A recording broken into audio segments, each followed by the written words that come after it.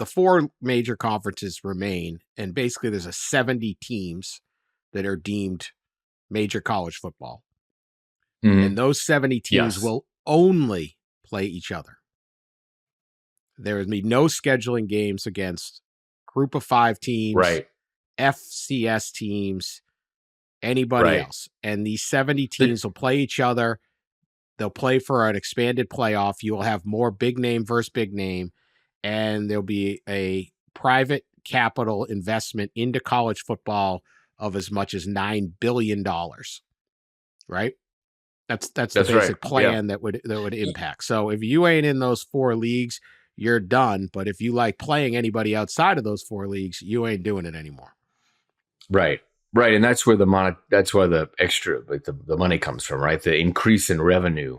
And it's really broken down into 2 main ideas, right? It's to increase revenue is one, the scheduling arrangement, as you mentioned, no more playing group of 5 FCS, no more playing where you have kind of a conference schedule like we see now.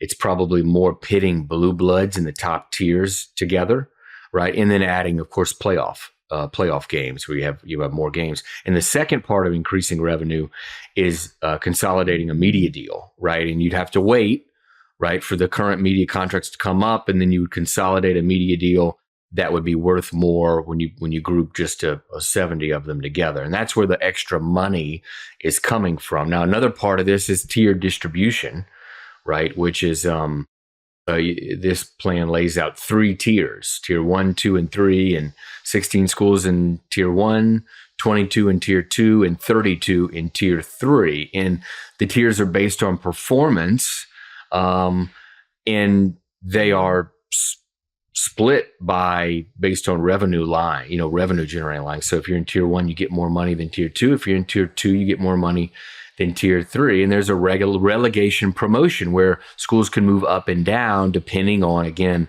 their performance. But a lot of the models and the specifics of the models are kind of left up to administrators to decide. The main gist is optimizing schedules and consolidating media rights. And again, this proposal has gained enough attention. I think that it has been discussed at the highest levels, and conference commissioners discussed it 2 weeks ago when they met in Chicago. I think NCAA President Charlie Baker has been briefed on the model.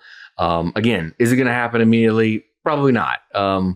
Many ADs say it one day probably will happen down the line, but concepts of the plan will almost certainly be implemented in college sports fairly immediately, if I had to guess. Pat, I don't know about you, but nothing stirs my soul like dreaming of consolidating and maximizing media rights. Like that, as a sports fan, that really gets the juices flowing. Your thoughts on this this super smash capital? When you go sit at a bar stool at a sports bar, and there's games on all the TVs, that's what everybody's talking about. Hey, what's your media package over there in the ACC? How much you guys getting? Well, it's not as much as what we're getting in the SEC, And we've got this tier 2 distribution that's really good for us.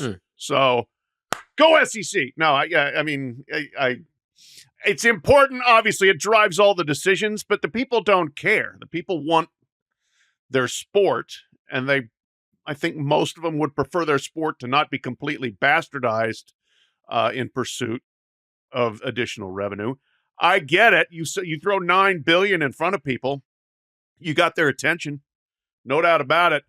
The unequal revenue distribution to me seems like an inevitability. Once the ACC cracked on that, I mean, you can guarantee Ohio State, Michigan, Penn State's like, yeah, when are we going to do that? We're tired of Purdue, Illinois, Rutgers, and Maryland getting the same amount we are. The SEC, Alabama, Georgia, Florida, Texas, hey, why does Mississippi State get what we get? That part, to me, seems like a dynamic that's inevitable. However, that pie gets split up. My question, Ross, just so Jack Swarbrick is involved in this, which conference is Jack putting Notre Dame in? Yeah, we There's failed no to bring that really, up. That was one of the more biggest things that's happened within probably the last month, I think, is Jack Swarbrick has joined kind of the team of these investors. And everybody remembers, if you're a longtime pod listener, a couple years ago or a year and a half ago, maybe we had Jack on the pod, one of the rare guests to talk about NIL and the future of college athletics. He was talking about amateurism back then. Now that he's in on the $9 billion, smash that, baby. Flip flop Jack.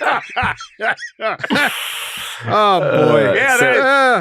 The op-ed for the New York Times about we've got to preserve the sanctity of education. Yeah, that's all gone. Yeah, got a new boss.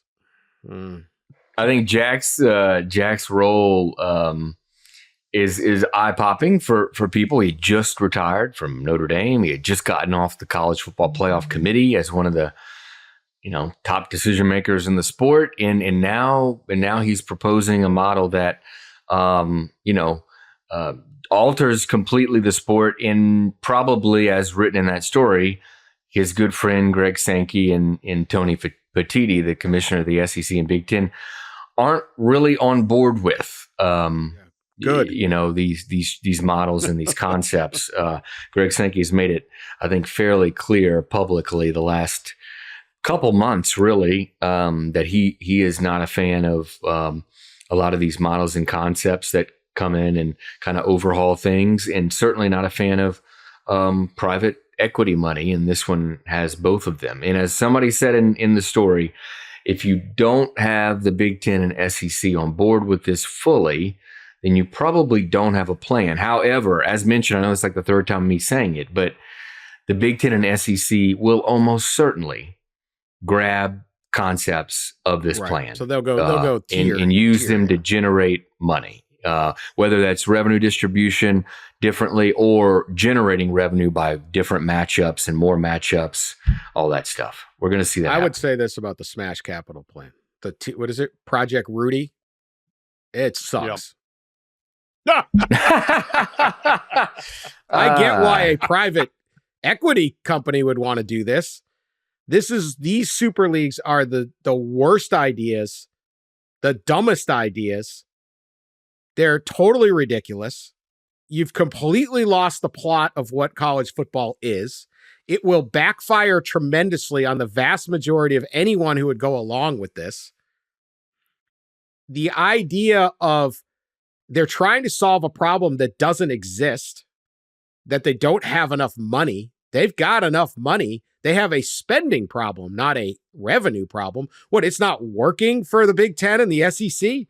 It's working great. The whole concept, and this is the thing, I point this out about the perceptions and the conventional wisdom in college football. It's always wrong. They're always wrong, and they always are crying about something that doesn't materialize. What were we told when NIL would come in? Alabama would get every single player, and they'd never lose a game. And then we just watched Vanderbilt whip them with a transfer quarterback on an NIL deal and 3 brand new starting linemen, and they mauled them. Parity is here at the exact opposite of what they predict. The playoff will ruin the regular season. The 14 playoff did not ruin the regular season. The sport got even more popular. The 12-team playoff, no, it didn't. If we had a 14 playoff, they said all the bowl games will die. We have more bowl games now than we ever did. They said that if kids could be in a commercial, it would ruin the relationship between the fan and the player, and college athletics would lose 20% or more of its fan base overnight because they'd be disgusted at the idea that Caitlin Clark has a Gatorade commercial. In fact, the opposite happened. They're always wrong. They're always running around claiming they've got a problem when there isn't any problem. This would be the worst thing to do. Jack Swarbrick, honestly, it should be embarrassed that he's even part of this thing. This is just ridiculous. You're trying to create the private equity people and the TV guys might be like, hey, let's get them NFL light. 70 teams are playing each other. We'll have more good games. If you're trying to sell tickets, if you're trying to generate excitement on your campus, if you're trying to use big-time college football to recruit applications and students, if you're trying to make it the front porch of your university, the last thing you want to do is become the NFL.